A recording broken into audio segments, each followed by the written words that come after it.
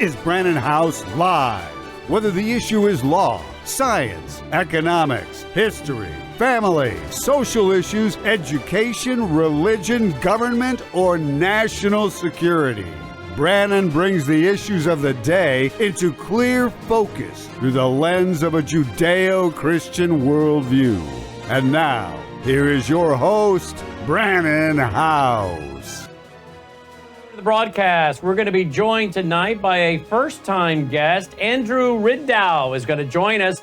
Hey, did you hear about the fact that there is new technologies coming along, I guess, with your computer that wants Microsoft's new AI recall?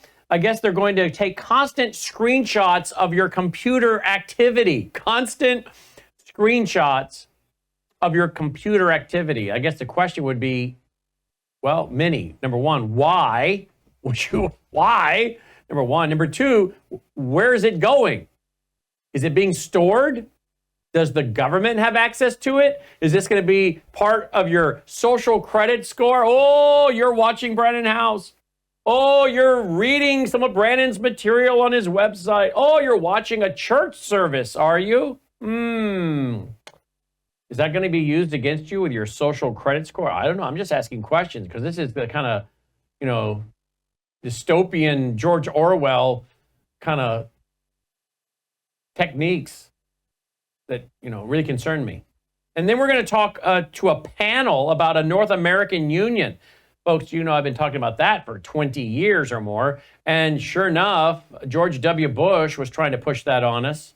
And Vicente Fox was on Larry King saying, an Amero common currency, well, that's down the line. Then he told Jon Stewart, we're talking about the North American Union. Well, the Biden regime, they're signing on to this whole idea. And maybe that's why the borders are wide open, folks, because they want to destroy America and go to a North American Union.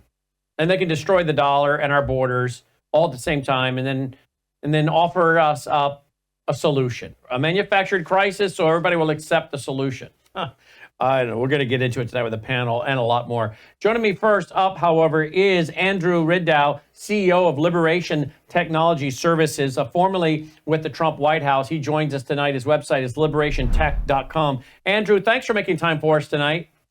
Thank you so much for having me. So let's get to this. I've been hearing this in the news, the idea of Microsoft's new AI recall taking constant screenshots of your computer. Why do they think the public would want this? Well, it doesn't really matter if the public wants it or not. They just elected that this is, quote unquote, for the better good. And so now everyone that uses their platform is subject to it. There's no way to really opt out of that capability. So when you say use their platform, do you have to have one of their computers? Is that what it is?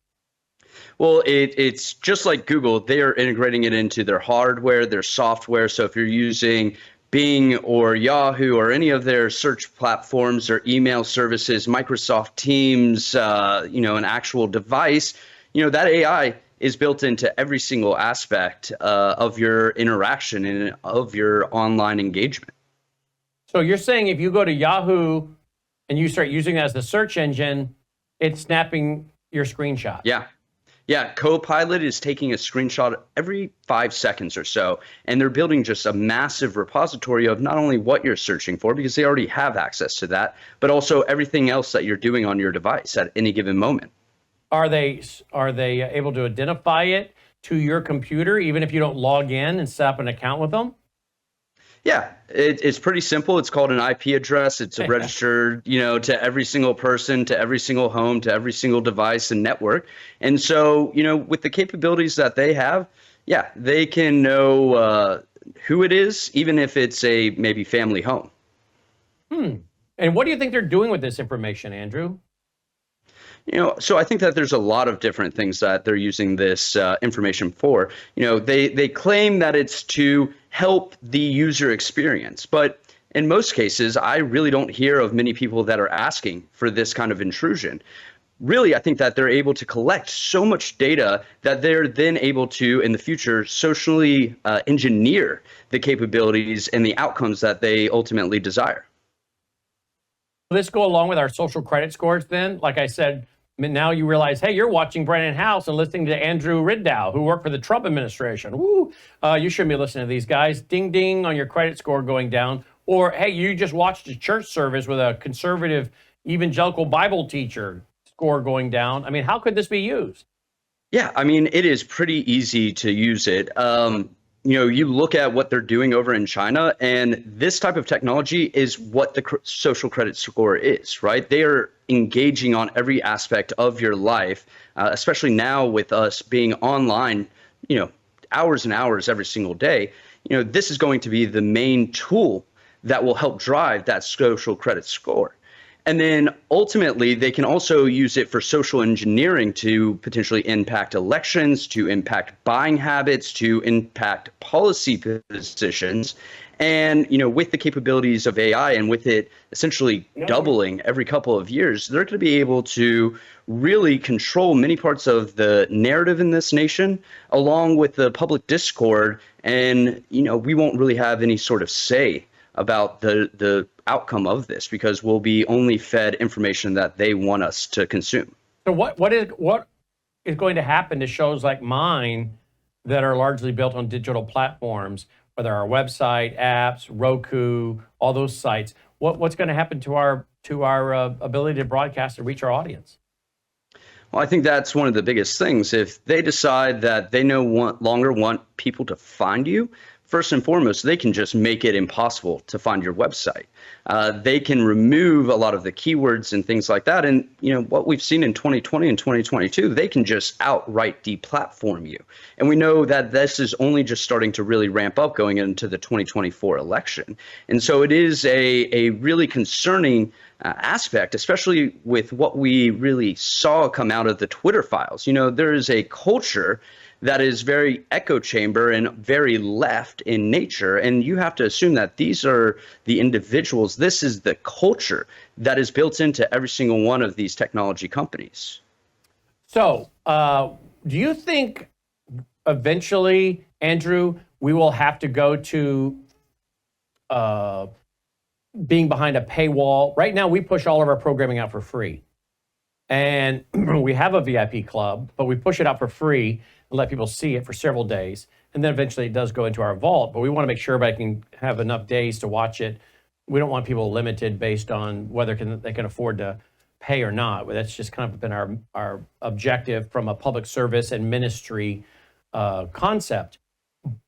But I've warned our team that I think if these laws come down the pike like they are, like Michigan had a piece of legislation that passed the House, was headed for the Senate, but passed the House, had an attorney up there who was running for attorney general who read it. It was the worst piece of legislation he'd ever read. And it actually said that if you hurt the feelings of a sexual minority, you could be criminally or civilly prosecuted or forced to an education program, a state program. You got to go through re-education. It's in the bill. Anyone could read it and see it. And when you have states do this, or if the government does this on a national level, at some point and that's what I've warned my team, we might have to say, okay, everything's behind a paywall. We're only going to make it $1 or $2 for the year, $2 for the year. But that way you are agreeing that you're coming into our club. In other words, it's not just out there for someone to stumble on and say, oh, you hurt my feelings. You know up front what it is you're doing and you're joining, and there's a record that you chose to join the club. Is that where we're headed eventually, to protect Christian ministries, conservative broadcasters? Everything will have to be a opt-in? Yeah, I think that is definitely a path that it could go down. And more so concerning, it's not just the laws, it's also, these technology companies and the policies that they really decide to push, because a law takes a long time to get through the process. And additionally, there is transparency, and there's also oftentimes opposition, right? Just like you were saying, the individual running for AG, he was able to read it, voice his concerns. They were able to call their representatives and vote for disdain over a policy.